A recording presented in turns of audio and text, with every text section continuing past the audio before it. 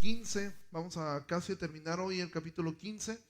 En lo que vas llegando ahí al capítulo 15, déjame simplemente poder hacer como una... a las personas que nos visitan por primera vez, están aquí, que nos visitan seguido.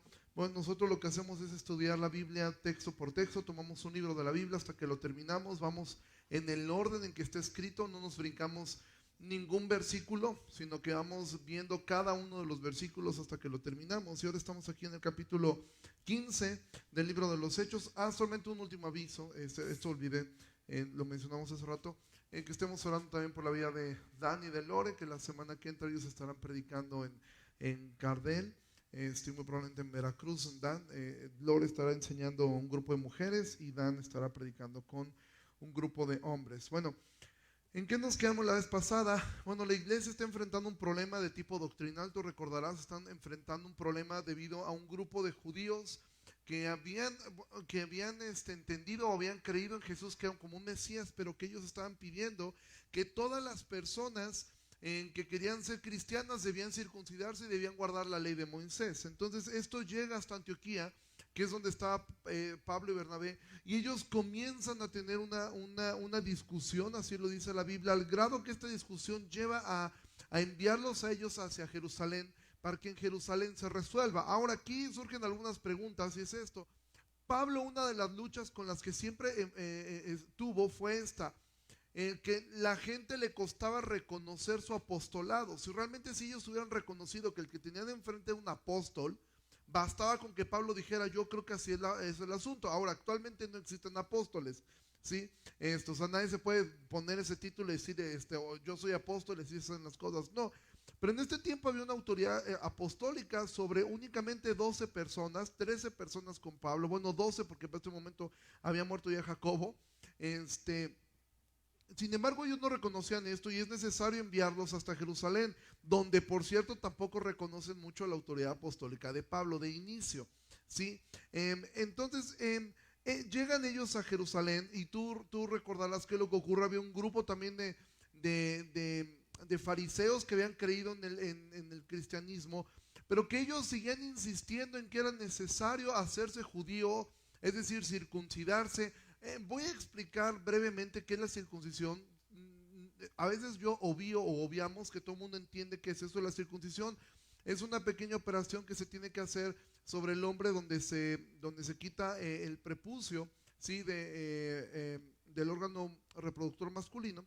Y esto es algo que era parte del pacto, era parte de la ley y era algo que todo judío, hasta el día de hoy los judíos, lo hacen. Entonces, esta costumbre era algo que Dios les había mandado a ellos, pero ahora ellos decían: si alguien quiere ser cristiano, primero debe ser judío. Y para ser judío lo primero que tiene que hacer es circuncidarse y aceptar la ley de Moisés como tal. Entonces esto crece y lleva a una discusión hasta Jerusalén, donde empiezan ellos a mirar este asunto y vimos el peligro que es querer añadir lo que sea a la salvación. La salvación es únicamente por gracia, por medio de la fe en Cristo. No existe otra forma de ser salvo, es únicamente por gracia. No hay ninguna obra que nosotros podamos hacer. Esa gracia, ¿qué es lo que hace? Esa gracia se manifiesta en que el Padre ha elegido, y esa gracia se manifiesta ¿en qué? En que esa gracia, el Espíritu Santo va a poner fe en las personas para creer en Cristo, y Cristo a su vez es el único camino que nos lleva al Padre. Somos salvos por gracia, y esto es lo que estuvimos viendo, ¿sí? Y es aquí donde Pedro comienza a hablar lo que había ocurrido en el capítulo 10 con la historia de Cornelio, y Pedro termina con unas palabras que dijimos seguramente le retumbaron en los oídos a los judíos, porque Pedro dice: nosotros somos salvos al igual que ellos. O sea, no está diciendo ellos son salvados igual que nosotros, sino que nosotros somos salvados igual que ellos. ¿Por qué? Por gracia. Es decir, todo lo que nosotros hacemos, los rituales, la ley, la circuncisión, no nos sirve de nada para ser salvos. Dice que quedaron callados, y entonces Pablo y Bernabé comenzaron a contar lo que Dios había hecho, y ahí nos quedamos. Y ahora viene la respuesta de Jacobo. Ahora, ¿quién era Jacobo? Jacobo, tú dirás: no, Jacobo ya lo habían matado en unos capítulos anteriores. Jacobo es el hermano de Jesús, que nosotros conocemos como Santiago. Ahora, ¿y por qué si es Jacobo es Santiago? Bueno, Santiago es la latinización del nombre de Jacobo. En todos los libros es San Jacobus en latín, y entonces de tanto leerlo San Jacobus se fue latinizando hasta terminar con el nombre de Santiago, ¿sí? Entonces voy a referirme indiferentemente a veces a Jacobo, que vamos a leer aquí, como Jacobo o como Santiago. Entonces entiendan que lo uso el nombre indiferentemente. A mí me es más sencillo decir Santiago para poderlo identificar con el autor de la carta, con el hermano de Jesús, que entendemos que él tomó un liderazgo dentro de la iglesia de Jerusalén, aún él sin ser un apóstol, ¿sí? Porque él no fue un apóstol, él fue un líder dentro de la iglesia. Entendemos que quizá fue un anciano. Y entonces aquí cuando llegamos al capítulo 13, Hechos 15, versículo 13. Y si cuando ellos callaron, Santiago, o sea, Jacobo, respondió diciendo: varones hermanos, escúchenme. Simón Pedro, ha contado cómo Dios visitó por primera vez a los gentiles para tomar de ellos pueblo para su nombre. Y con esto concuerdan las palabras de los profetas. Subraya esas palabras en tu mente: los profetas, plural, como está escrito: después de esto volveré y reedificaré el tabernáculo de David que está caído, y repararé sus ruinas, y lo volveré a levantar, para que el resto de los hombres busque al Señor, y todos los gentiles sobre los cuales es invocado mi nombre, dice el Señor, que hace conocer todo esto desde tiempos antiguos. Ahora Santiago va a confirmar lo que Pedro ha dicho. ¿Y cómo lo va a confirmar? Va a echar mano de una profecía del Antiguo Testamento que está en el libro de Amós. Probablemente tú digas: Amós es un libro que está ahí, sí, y Amos para Amós, ¿sí? Entonces vamos al libro de Amós, capítulo 9. Si no lo encuentran, léelo allí en la pantalla. Voy a leer la profecía que citó Santiago. He aquí los ojos de Jehová el Señor están contra el reino pecador, y yo lo asolaré de la faz de la tierra, mas no destruiré del todo la casa de Jacob, dice Jehová. Porque he aquí yo mandaré y haré que la casa de Israel sea zarandeada entre todas las naciones, como se zarandea el grano en una criba, y no cae un granito en la arena. A espada morirán todos los pecadores de mi pueblo, que dicen: no se acercarán ni nos alcanzará el mal. En aquel día yo levantaré el tabernáculo caído de David, y cerraré sus portillos, y levantaré sus ruinas, y lo edificaré como en el tiempo pasado, para que aquellos sobre los cuales es invocado mi nombre posean el resto de Edom, y a todas las naciones, dice Jehová, que hace esto. Ahora, tú dices: ¿por qué Santiago dijo que los gentiles y aquí dice Edom? Bueno, Jacobo está citando la versión Septuaginta, y en la versión Septuaginta, como la palabra Edom no tenía ningunas vocales, se tradujo como si fuera Adán, y Adán se tradujo como hombres. Entonces él está citando esto. Y ahora, si entendemos que alguien hacía una exégesis correcta de la palabra de Dios, pues eran estos hombres, ¿no? Entonces Edom era una nación pagana, pero está representando a lo que son las naciones gentiles. Es decir, lo que Santiago está diciendo es que el cumplimiento de esta profecía de Amós se está haciendo en ese momento, que Pedro está siendo parte del cumplimiento de esta profecía en lo que está ocurriendo, que el tabernáculo de David había sido levantado. El tabernáculo de David es el templo, que para este momento en Amós estaba destruido. Ahora, cuando hace una referencia que se iba a restaurar el tabernáculo de David, no se refería evidentemente al templo que ellos tenían, que había hecho Herodes. ¿A quién se refería? A Cristo. Cristo había sido el tabernáculo de David que había sido levantado, y ahora con esto, como dice, levantaré el tabernáculo caído de David, cerraré sus portillos, para que aquellos sobre los cuales es invocado mi nombre posean el resto de Edom. Santiago lo va a leer de esta forma: para que el resto de los hombres busque al Señor, y todos los gentiles sobre los cuales es invocado mi nombre. Entonces Santiago dice esto, y ahora él dice: y con esto concuerdan las palabras de los profetas. Santiago únicamente cita un profeta, pero yo voy a citar dos más. Isaías 11:10 dice: acontecerá en aquel tiempo que la raíz de Isaí, ¿quién es la raíz de Isaí? Jesús, la cual estará puesta por pendón a los pueblos, será buscada por las gentes, y su habitación será gloriosa. Zacarías 2:10 dice: canta y alégrate, hija de Sión, porque aquí vengo y moraré en medio de ti, ha dicho Jehová. Y se unirán muchas naciones a Jehová en aquel día, y me serán por pueblo y moraré en medio de ti, y entonces conocerás que Jehová de los ejércitos me ha enviado. Con esto lo que Santiago está diciendo es que la iglesia era algo planeado por Dios desde siempre, ¿sí? Esto era un plan que ya había dicho Dios desde cuándo, y esto se iba a cumplir. El plan de Dios no era salvar a un individuo llamado Abraham, sino levantar de él una nación. Del mismo modo, esa nación era el vínculo para traer la salvación a la humanidad. Es decir, el plan de Dios siempre fue la iglesia, ¿sí? El plan de Dios fue esto, que gentiles llegaran al conocimiento de Dios. Ahora esto lo puedes ver porque Dios siempre tuvo en mente salvar a los gentiles. Tenemos historias como mujeres como Rahab, como Ruth, ¿sí? Y otros gentiles que eran salvados, ¿sí?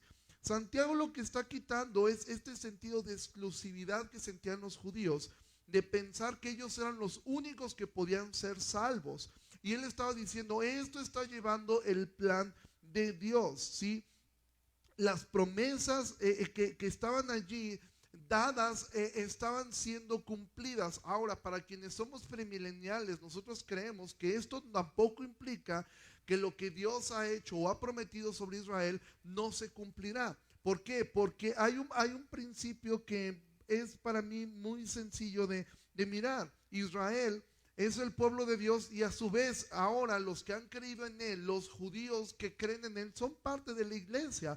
Lo mismo los gentiles que somos iglesia, también ahora somos pueblo de Dios, ¿sí? Entonces, de alguna forma, no es que haya un pueblo y una iglesia, no, es lo mismo, ¿sí? Los judíos que creen en Cristo son iglesia, y los cristianos que creemos, los gentiles que creemos en Cristo, somos pueblo de Dios, ¿sí?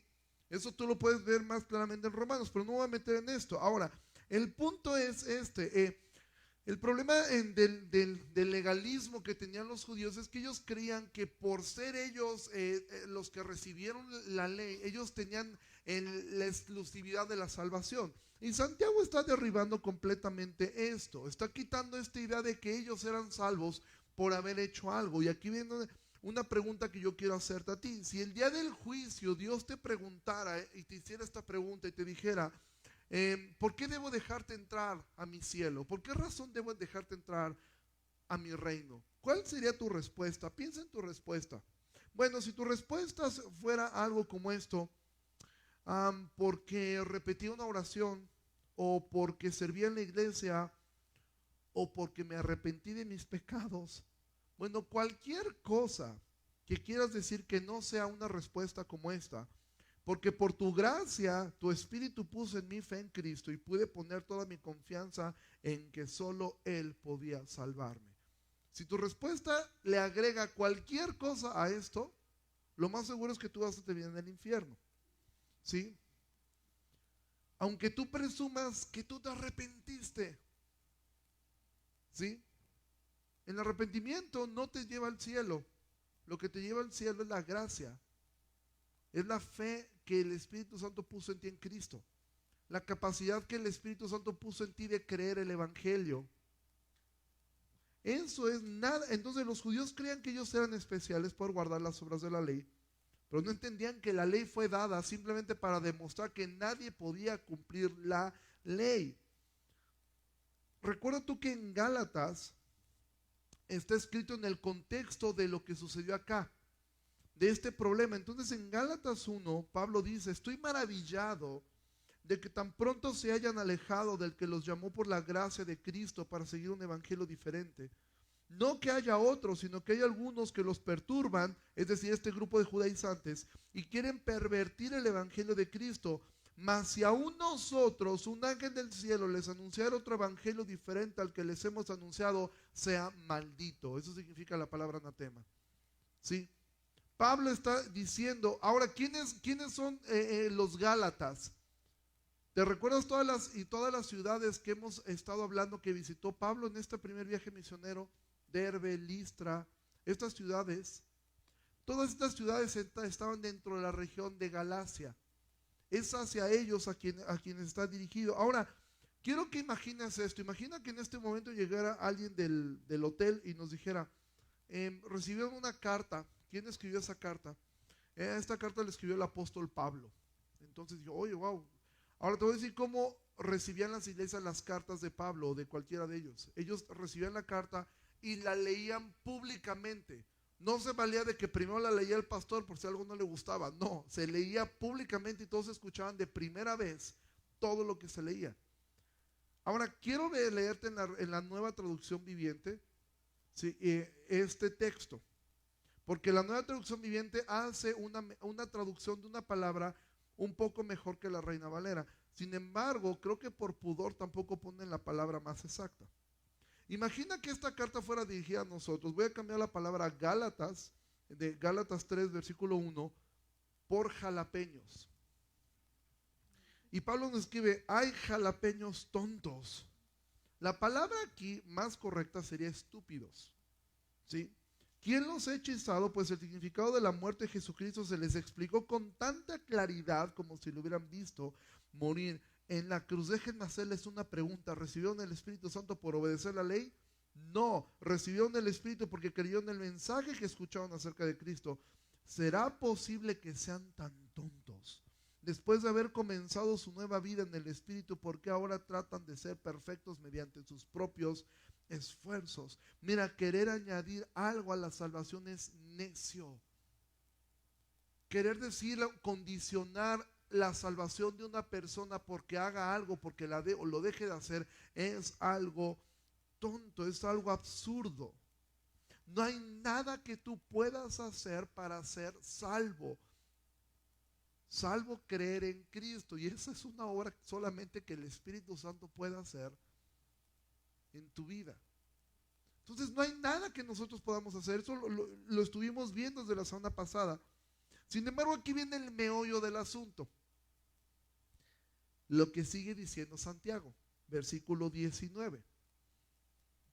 Santiago dice, Hechos 15, 19, por lo cual yo juzgo que no se inquieta a los gentiles que se convierten a Dios, sino que se les escriba que se aparten de las contaminaciones de los ídolos, de fornicación, de ahogado y de sangre, porque Moisés desde tiempos antiguos tiene en cada ciudad quien lo predique en las sinagogas, donde es leído cada día de reposo. ¿No se te hace esto una contradicción? O sea, están luchando porque quede claro que no hay que hacer nada para ser salvo, que no podemos poner o condicionar la salvación de las personas. Pero Santiago dice, ok, yo juzgo que no se les inquieta a los gentiles, pero que hagan esto, que se aparten de las contaminaciones, ¿sí? Y da 4 cosas. Se aparten de la contaminación de los ídolos, es decir, ¿qué significa esto? Que se apartaran de lo que estaba ofrecido, sacrificado a los ídolos. Segunda cosa, dice que se aparten de fornicación, es decir, inmoralidad sexual. 3, de ahogado, es decir, una práctica que tenían los gentiles para los animales era que los estrangulaban, era una forma de matarlos. Y de sangre, es decir, consumir cualquier tipo de sangre. Ahora, parece que esto es contradictorio. El decir que la circuncisión no era necesaria para ser salvo, pero que sí había que apartarse de este tipo de prácticas. Entonces, los judíos, ellos hacían estas cosas. O sea, un judío vivía de esta forma, no consumían sangre, no comían animales. Ahora, cuando me refiero a sangre, me refiero, pues ¿quién come sangre? Pues son los vampiros. No, me refiero a la carne que no tuviera sangre. Ellos cuidaban mucho de esto, no comían animales que fueran estrangulados, evidentemente se apartaban de la inmoralidad sexual, y todo lo que fuera un ídolo para ellos era algo abominable. Ellos tenían problemas hasta con los dracmas que tenían la imagen del César, porque ellos consideraban eso idolatría. Entonces los judíos vivían de esta forma. Sin embargo, los judíos que estaban en la dispersión, es decir, los que vivían fuera de Israel, como en estas regiones, ellos tenían que convivir con gentiles que tenían prácticas paganas. Entonces, cuando vemos esto, con excepción de la fornicación, todo lo demás no es un pecado. De hecho, son cosas que Pablo va a buscar estar erradicando en la mente de los judíos, quienes seguían creyendo que estas prácticas eran en sí pecaminosas.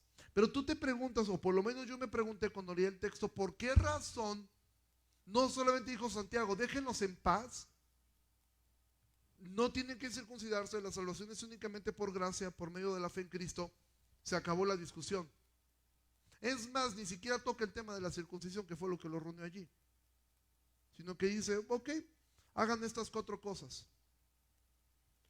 Pablo va a combatir muchas de estas ideas que los judíos tenían, y mira, simplemente te voy a poner 2 ejemplos.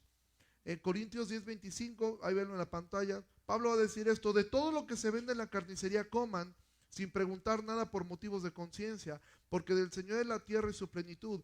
Si algún incrédulo los visita y quieren ir, de todo lo que les pongan delante coman, sin preguntar nada por motivos de conciencia. Los judíos, cuando comían en casa de algún gentil, cuando llegaban a comer en casa de algún gentil, algún judío creyente, preguntaban, oye, ¿la carne dónde la compraste? Y era muy común que la carne se compraba en los mismos templos, en los mercados que estaban atrás de los templos donde sacrificaban los animales. Entonces un judío podía estar comiendo y si le decía que la carne la había comprado allí, bueno, el judío sentía que se moría. Entonces por eso Pablo dice, si algún incrédulo los invita y quieren ir, de todo lo que les ponga delante comen y no pregunten por motivos de conciencia. De todo lo que se vende en la carnicería coman sin preguntar nada, porque los judíos preguntaban, ¿y la carne de dónde viene? ¿Y cómo fue matado el animal? ¿Y si le drenaron la sangre? Y esto era un problema para ellos. Después en Colosenses 2:16 Pablo va a decir, por tanto, nadie los juzgue en comida o en bebida o en cuanto a días de fiesta luna nueva o días de reposo. Entonces la pregunta sigue en pie, ¿por qué razón da estas instrucciones Santiago? Y parece que Pablo después va a estar combatiendo lo que Santiago dijo. No. La respuesta mismo Santiago la da, versículo 21 de Hechos 15. Porque Moisés, desde tiempos antiguos, tiene en cada ciudad quien lo predique en las sinagogas, donde es leído cada día de reposo. Es decir, lo que está diciendo Santiago es, miren, los judíos hemos crecido desde niños acostumbrados a esta forma. Hemos sido enseñados que la carne es mala. Si no, recuerden a Pedro, cuando Dios mismo le dijo, mata y come, y Pedro le dijo que no, a Dios. O sea, ¿qué esperan ustedes de estos judíos recién convertidos? Si el apóstol Pedro le dijo no a Dios de comer animales que él consideraba inmundos, dice, Moisés es predicado desde tiempos antiguos en cada ciudad. Es decir, los judíos han crecido toda su vida guardándose de los alimentos, guardándose de este tipo de cosas. Entonces, ¿es necesario esto? No, esto nos lleva al segundo punto. Somos salvos por gracia, pero sí nos rige una ley a todos los creyentes. Y eso es exactamente lo que Santiago está enseñando. ¿Y cuál es esta ley? Vamos a seguir versículo 22, porque fíjate la respuesta de la gente. Entonces pareció bien a los apóstoles y a los ancianos con toda la iglesia elegir de entre ellos varones y enviarlos a Antioquía con Pablo y Bernabé, a Judas, que tenía por sobrenombre Barsabás, y a Silas, varones principales entre los hermanos. Yo cuando leí esto dije, ¿qué? O sea, tanto discutir de la circuncisión para que Santiago diga, hagan estas 4 cosas, y dice que a todos les pareció bien, porque todos están entendiendo lo que Santiago quería decir. Dice, y escribió por conducto de ellos, los apóstoles y los ancianos y los hermanos, a los hermanos de entre los gentiles que están en Antioquía, en Siria y en Sicilia, salud.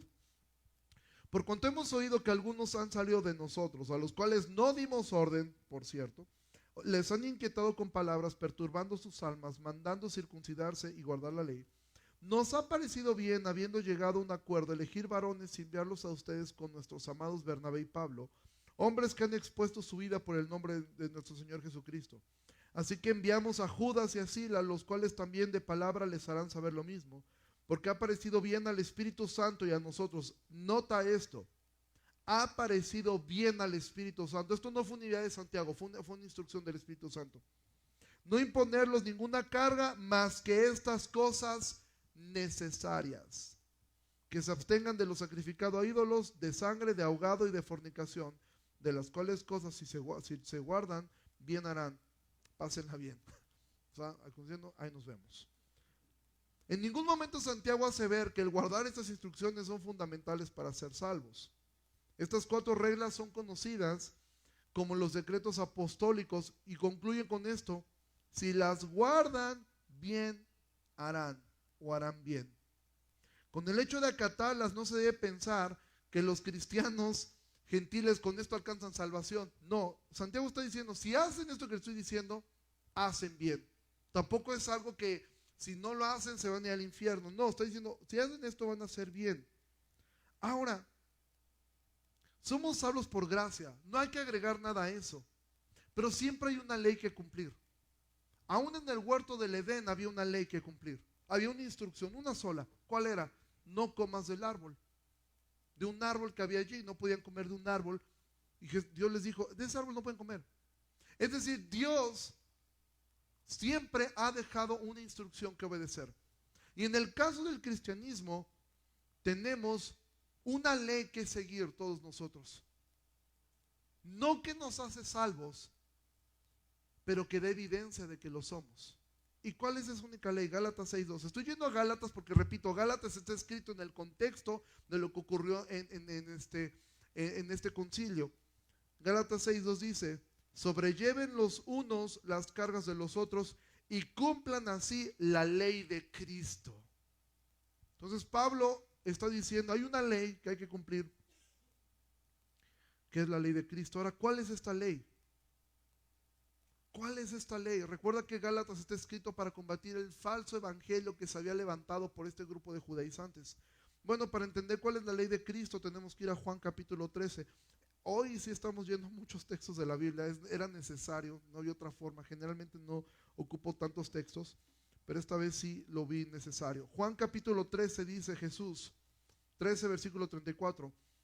Un mandamiento nuevo les doy, que se amen los unos a los otros como yo los he amado, que también se amen unos a otros. En esto conocerán todos que son mis discípulos, si tuvieran amor los unos con los otros. Ahora tú te preguntarás, ¿por qué razón este es un nuevo mandamiento?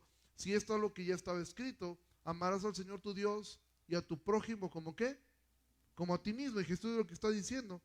Pues dice, les doy un nuevo mandamiento. ¿Por qué este mandamiento es nuevo? Porque aquí dice algo que no decía el otro.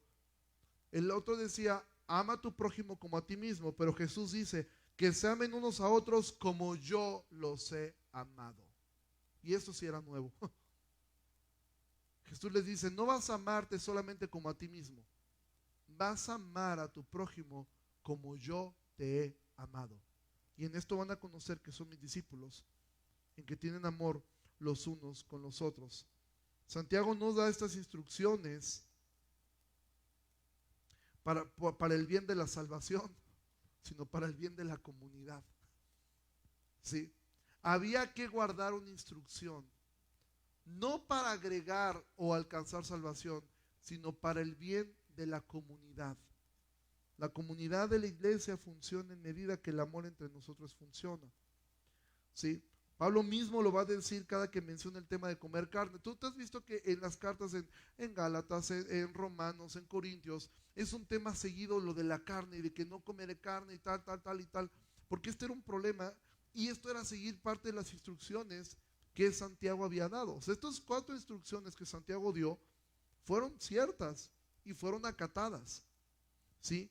Y por eso vamos a regresar a Corintios 10 donde estábamos. Dice Corintios 10:27, si algún incrédulo los invita y quieren ir, de todo lo que se les ponga delante coman sin preguntar nada por motivos de conciencia. Mas si alguien les dijere, esto fue sacrificado a los ídolos, no lo coman por causa de aquel que lo declaró, y por motivos de conciencia, porque del Señor es la tierra y su plenitud. La conciencia, digo, no la tuya, sino la del otro, es decir, no lo comas no porque sea un problema para ti, sino porque es un problema para el otro. Pues, ¿por qué se ha de juzgar mi libertad por la conciencia de otro? Y si yo con agradecimiento participo, ¿por qué he de ser censurado por aquello que doy gracias? Sí, pues comen o beben o hacen otra cosa, háganlo todo para la gloria de Dios. No sean tropiezo ni a judíos, ni a gentiles, ni a la iglesia de Dios. Y en Corintios 8:13 va a decir, por lo cual, si la comida le es a mi hermano ocasión de caer, no comeré carne jamás para no poner tropiezo a mi hermano. Es decir, la ley de Cristo que Santiago está diciendo va en esto. Yo evito hacer ciertas cosas con el fin de que la conciencia de un nuevo no quede dañada. En este caso la de los judíos, que ellos sí tenían un problema muy grave con la conciencia. Ahora, esta es una advertencia a los que son fuertes en la fe. ¿Sí? ¿A qué? A poner ciertas cosas que dices, es que no están mal. Pero si en la conciencia de otra persona están dañando, yo debería cuidar a mi hermano para no hacerlo tropezar. La razón de Santiago y por lo que nadie rechazó esta idea es porque sabían que un tema tan sencillo como comer carne podía ser de tropiezo y de impedimento para alcanzar a otros judíos. Porque ¿sabes qué es lo que a mí me explotó en la cabeza? El capítulo 16 de Hechos. ¿Sabes cómo comienza el capítulo 16 de Hechos? Con Pablo circuncidando a Timoteo. Yo dije, ¿qué? O sea, tanto problema con esto para que en el capítulo 16 circuncide a Timoteo. O sea, es como Pablo, pues no estás diciendo, no subiste a Jerusalén para pelearte por eso. Y lo termina circuncidando. Pero después vas a ver que a Tito no lo circuncida. Y dice, pues qué, pues Pablo era de contentillo, o por qué razón uno sí, otro le cayó gordo a Timoteo, y se lo va a pasar más complicado. No, ya llegaremos a eso y vamos a ver por qué. Esa es la razón por la cual algunas personas dicen, ¿sabes qué? Y ahora voy a empezar a poner ejemplos prácticos de esto. ¿Por qué razón yo evito, por ejemplo, tomar una cerveza? Uno dice, el pastor se toma una cerveza a veces, ¿sí? No es un pecado, sin embargo nunca lo haría con alguien que sepa que esto es un problema en su conciencia. ¿Sí? Nunca. No es un pecado hacerlo, pero si alguien de ustedes, yo no lo vuelvo a hacer. ¿Sí? No es que es un pecado, pero puede ser un tropiezo. Ahora, ¿cuál es el uso de la? Porque hay una libertad de conciencia. Y Gálatas 5, volvemos a Gálatas. Sí, porque ustedes, hermanos, a libertad fueron llamados, solamente que no usen la libertad como ocasión para la carne, sino sírvanse por amor los unos a los otros, porque toda la ley en esta sola palabra se cumple: amarás a tu prójimo como a ti mismo. Pero si se muerden y se comen unos a otros, miren que también no se consuman unos a otros. Mira, la libertad de conciencia la puede usar un hermano al hacer ciertas cosas que no son pecaminosas. Pero si el inmaduro está mordiendo y comiendo, eso va a traer problemas, y por ende la libertad debe usarse con prudencia. Hay amigos con cuales tú puedes tener ciertas libertades, no cosas inmorales, pero sí ciertas libertades. Oye, ¿eso no es hipocresía? No, no es hipocresía. Pablo mismo lo va a decir así.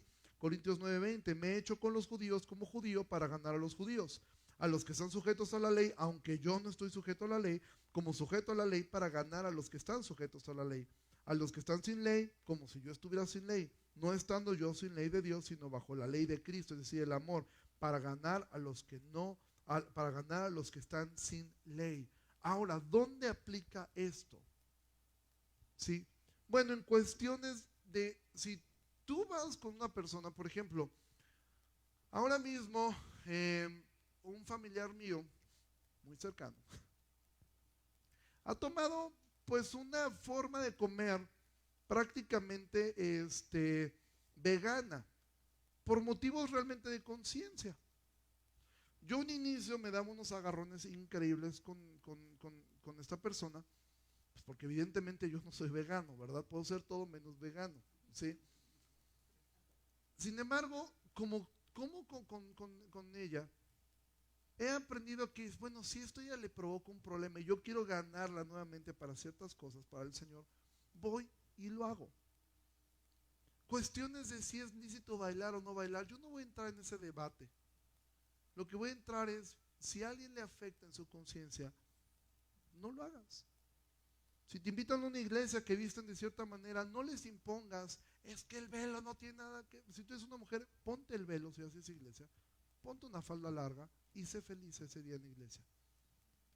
En cuanto a respetar ciertas costumbres culturales, nos platicaba Ovidio una vez, cuando estuvo acá, de un lugar donde pues una costumbre que ellos tenían era tomar como una bebida como tipo pulque, que no era pulque, sino eran los escupitajos de la comunidad, literalmente, ¿sí? Y lo tuvo que hacer, Y lo tenían que hacer todos si querías que esa gente te escuchara. En cuanto a ¿en qué tengo que tener cuidado? Bueno, si esto ofende a mis hermanos que no lo haga, pues entonces lo voy a hacer. En cuanto a la manera de hablar, los tatuajes son malos, son buenos. Para algunos no hay ningún problema, para otros lo hay. Bueno, pues no te tatúes o no le enseñes el tatuaje al que sí le afecta en su conciencia. ¿Sí? Ahora, esto quiere decir que el plan de Dios es que el débil en la fe se quede en su estado de debilidad todo el tiempo. No.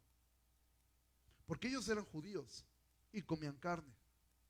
Se negaban a ello debido a la debilidad de los otros, pero no porque estuviera mal.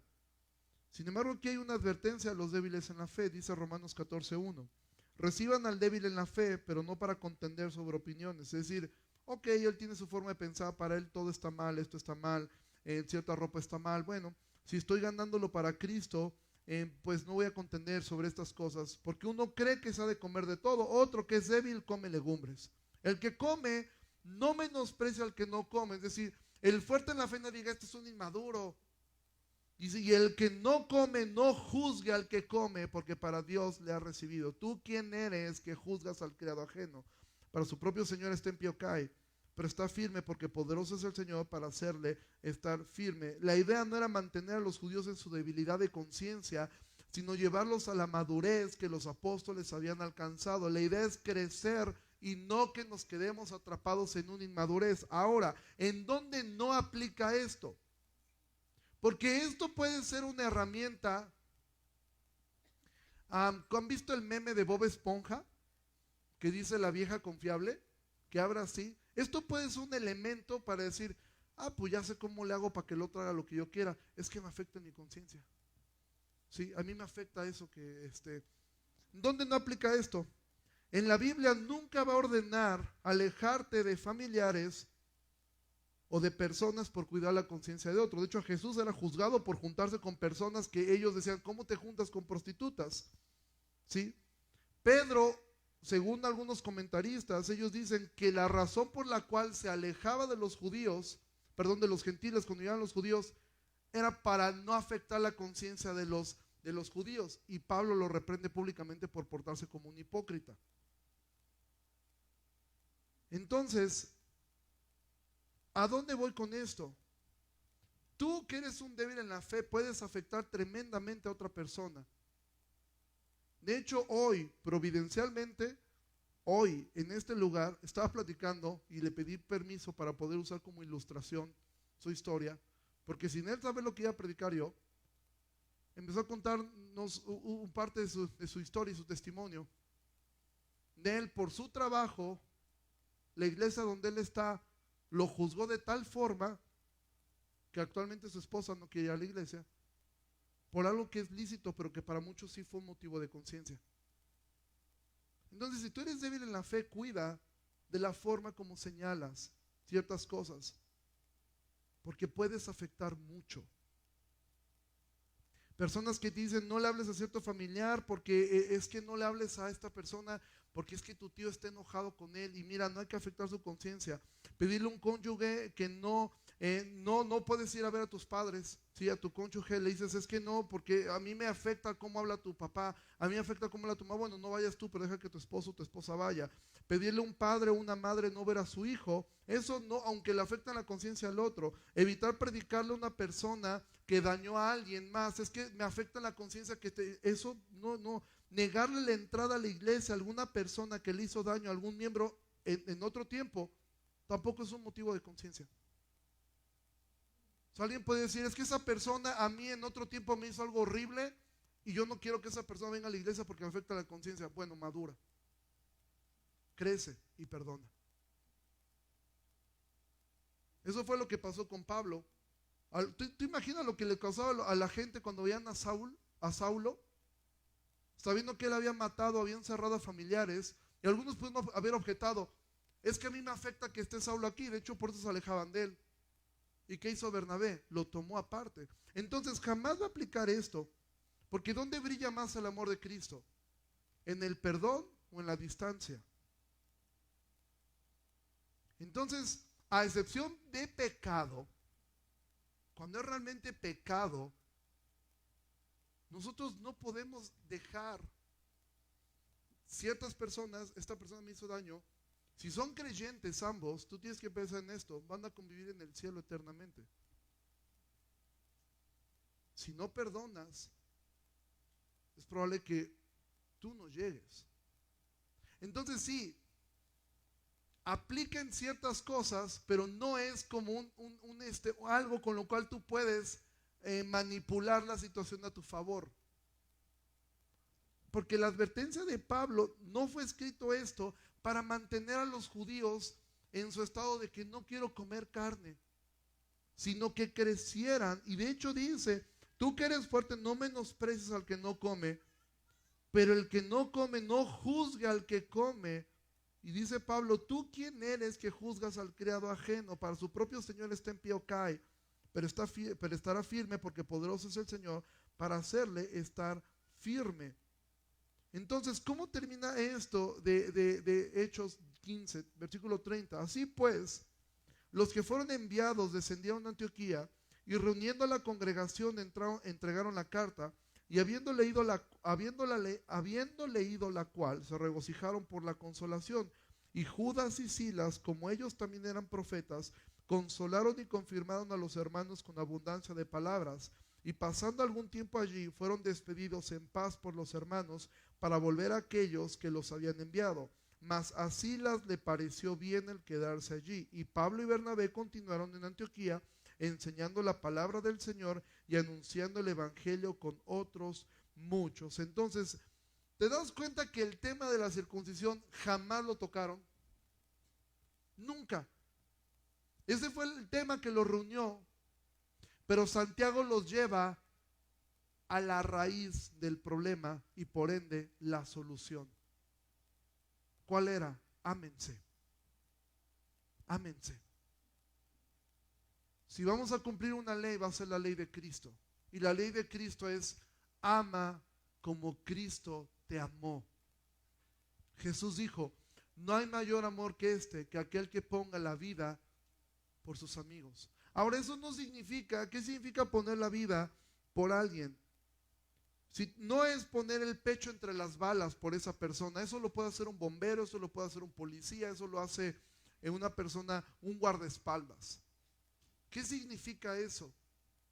Lee la parábola del buen samaritano. Es servir, es amar, es perdonar, es considerar al otro como superior a ti mismo. Es, en cuanto esté en ti, estar en paz con todos los hombres. Es esforzarnos en mostrar amor. Amados, la iglesia de Cristo tiene una ley, y es la ley de Cristo: es el amarnos unos a otros, y es el luchar, el pelear. ¿Por qué?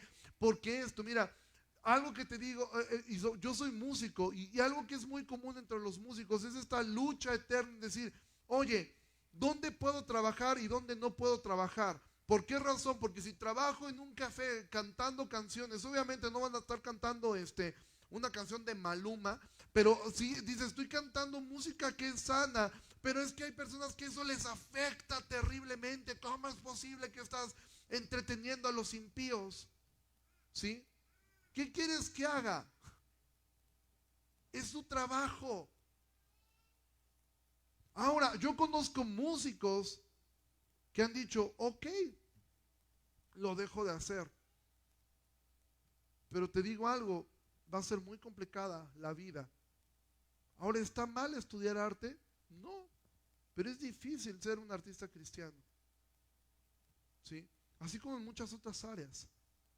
Entonces, la finalidad de Pablo de escribir todo esto y de Santiago es: sí, vamos a amar a los que están llegando apenas con el Señor, vamos a cuidarlos, pero una vez que lleguen, por favor, crezcan y maduren. Y Pedro lo va a decir así: el perfecto amor cubre multitud de pecados. Es decir, hay muchísimas cosas que nosotros como creyentes debemos pasar por alto y no engancharnos. Alguien no te saludó, no te enganches con eso. Es que fulano de tal, el maestro o el de la alabanza no me saludó, o el de niños no me habla, o el diácono no me saludó. Es que un día le hablé y no me respondió el mensaje. Y por eso me voy de la iglesia. Crece, madura. Obviamente, cuidemos nosotros de no cometer esos errores, pero los vamos a cometer. Es difícil llevar una carga de esta. Es que me conflictúa cómo se comporta el hijo o el nieto de fulano de tal. Es que me conflictúa esto. Es que eso a mí me confunde. Pues madura. Perdona. Sigue caminando. Sigue adelante. Sigue. Ama a tus hermanos. Y obviamente, el ser maduro en la fe no es el que se puede tomar una cerveza. El ser maduro en la fe es el que se puede abstener de tomarse la cerveza con tal de cuidar la conciencia del que es débil. Ahora, ¿cómo sé si eso está bien o está mal? Si tu conciencia te recrimina, para ti está mal. Ahora, ¿por qué se vuelve pecado? Voy a usar una ilustración. Yo crecí en la iglesia, prácticamente desde los 7 años. Yo solamente una vez en mi vida, he tomado un cigarro, solamente una vez. Y les voy a decir que para mí fue un pecado. ¿Por qué fue un pecado? Porque lo hice por el miedo al rechazo, porque te voy a decir, fue un asunto de meramente reírse con un grupo también de creyentes. Dices, esas cosas tan horribles hacen. Fue meramente curiosidad, ¿sí? Porque yo tenía curiosidad, nunca en mi vida lo había hecho. Si yo sé que algunos dicen, pero es que esto es dañar tu cuerpo. En mi caso, créeme que daño más el cuerpo con mi cuerpo con la Coca-Cola y con tantas cosas que como mal, igual que muchos de los que estamos aquí. ¿Sí? No estoy diciendo ni estoy a favor del fumar. Lo que estoy diciendo es, para mí fue un problema de conciencia muy grave. ¿Por qué? Porque yo lo hice por no ser rechazado. Y fue por mera curiosidad y jamás lo volvería a hacer. Se me hace algo absurdo. ¿Sí? ¿Por qué razón para una persona sí puede ser pecado comer carne? Hay personas que aquí les conflictó el comer moronga. ¿Sí? Y está bien, no la comas. Está bien si tu consciente dice que yo veo que eso está mal, es que es muy... No lo hagas. Es más, te animo a que no lo hagas. Pero también te animo a algo, no juzgues al que sí lo hace. Y tú que sí lo puedes hacer, que yo no entiendo cómo, porque es algo... ¿Sí? Pero bueno, hay gente que le gusta. No menosprecies ni quieras imponer y darle una clase de por qué no está. Si su conciencia sí se lo dicta, está bien. Porque a veces nos enganchamos por estas tantas cosas. Que si una persona se peina de una forma, que si se pinta el cabello, que si tiene aretes, que si no los tiene, que si usa piercing, que si no lo usa, que si quiere un tatuaje, que si no lo tiene. ¿Sí? Es mejor, concluiríamos como lo que dijo Santiago. Si evitas esas cosas, haces bien. Yo te digo algo, si no fumas, no tomas, no usas, no te pones tatuajes, si evitas ese tipo de cosas, haces bien. Vas a tener menos problemas de conflictuar a otros. Es mejor no hacerlo. Pero tampoco puedo ponerte una carga y decir, si lo haces es un pecado y eres un reo del infierno. Y hay un lugar especial en el infierno para los que comen moronga. Hay un apartado allí especial. No, no lo hay. Si lo evitas, si no lo haces, haces mejor. Pero el llamado de la Biblia es a madurar, a crecer y ayudar a otros a crecer. Entonces, ¿cuál es la ley que nos rige a nosotros los cristianos? La ley de Cristo, la ley del amor.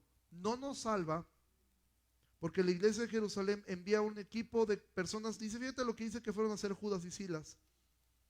Como eran profetas, consolaron y confirmaron a los hermanos con abundancia de palabra. Esta gente estaba lastimada. Tú imagínate un gentil que estaba poniendo en riesgo todo para que llegara un grupo de judaizantes y les dijera, todo lo que han ustedes estado haciendo está mal. Porque no están haciéndolo como nosotros lo hacemos. Y obviamente lastimaron a estas personas. ¿Y qué hizo Judas y Silas? Consolaron, confirmaron a los hermanos. ¿Y por qué hacen esto? Y esto lo uno de forma circular con la profecía de Amós. ¿Qué decía esta profecía que dice, que es la primera que comienza a decir? Dice, en aquel día levantaré el tabernáculo caído y levantaré sus ruinas. ¿Sabes qué, amados? Todos llegamos y está en ruinas. Y estamos siendo levantados como piedras vivas, edificando esto. Entonces, por eso Silas y Judas tienen que consolar y confirmar, y pasaron un tiempo allí. Después fueron despedidos para volver a los que los habían enviado. Mas a Silas le pareció bien el quedarse allí. Y Pablo y Bernabé continuaron en Antioquía enseñando la palabra del Señor y anunciando el evangelio con otros muchos. Y uno podría preguntarse, ¿qué pasó con el tema de la circuncisión? Fue un tema que ellos siempre combatieron algo. El creer que la circuncisión te hace salvo está mal, pero el circuncidarte tampoco estaba mal. No estaba mal que en el siguiente capítulo Pablo va a circuncidar a Timoteo. Y por ahí al final de Hechos, Pablo va a ofrecer un rito de purificación en el templo, porque no era pecaminoso hacerlo. ¿Sí? El asunto era salvar a otros. Y si a los judíos esto les conflictaba, Santiago dice, bueno, rijámonos por la ley del amor. No nos salva, pero le hace bien a la comunidad. Le hace bien a la comunidad. Entonces, amados hermanos, amémonos unos a otros. Si ves que alguien deja de venir a la iglesia, háblale, exhórtalo, anímalo. Si ves que un miembro de la iglesia está alejado, está pasándola mal, acércate con él, ámalo, sírvelo. Y cumplamos así la ley de Cristo. No que esto le agrega a nuestra salvación, pero sí de evidencia de nuestra salvación. Oremos. Señor Jesús, agradecemos mucho por esta tarde. Gracias, Señor, porque tú nos estás hablando en tu palabra. Yo te ruego, Señor, que nos bendigas y que nos ayudes en todo lo que nosotros estamos haciendo. Ayúdanos a amarnos como tú nos amaste. Ayúdanos a ser pacientes como tú eres paciente. Ayúdanos a amar, Señor, al que es débil en la fe y ayudarlo a crecer. Y ayúdanos a no juzgar al que hace las cosas de forma diferente a como yo lo pienso. Ayúdanos a ser firmes en cuanto a lo que es el pecado. Porque como escuchábamos, Señor, cuidar la conciencia de otro. Porque ciertamente hacer ciertas cosas no es un pecado. Pero embriagarse sí es un pecado. Ser sujeto a un vicio sí es un pecado. Y en eso sí tengo que ayudar a mi hermano para ayudarlo en su conciencia. Ayúdanos a amarnos y que seamos una iglesia que se distinga en eso, en el amor que hay entre nosotros. Que cuando tenemos diferencias, problemas, como hermanos podemos ayudarnos. Y que con el fin de alcanzar a otros, podemos ser un poco tolerantes en cosas que no son pecaminosas. Pero sí que podemos esforzarnos por acompañar a un familiar, quizá alguna reunión familiar que a mí me incomode, cómo hablen, cómo estén, pero si estoy en un alcance para ellos, y si eso puede servir para alcanzar a mi hermano, a mi padre, a mi madre, a un familiar, si eso abona para poderlo alcanzar, ayúdame a ser tolerante a ciertas a formas de ser de personas que no son creyentes, a fin de alcanzarlo, a fin de soportar un poco, a fin de que eso pudiera servir para alcanzar a otra persona. Ayúdanos a no ser tropiezos, Señor, a otras personas. Líbranos de ser tropiezo a otros. Y ayúdanos, Señor, a crecer y a madurar en ti, Dios. En el nombre de Jesús oramos. Amén. Iglesia, simplemente cierro con esto. Emborracharse es un pecado. ¿Sí? Tener un vicio al cigarro es un pecado. O sea, el vicio sobre cualquier cosa es un pecado. Tengo que cerrar con esto. Dios les bendiga mucho. Que tengan un excelente día.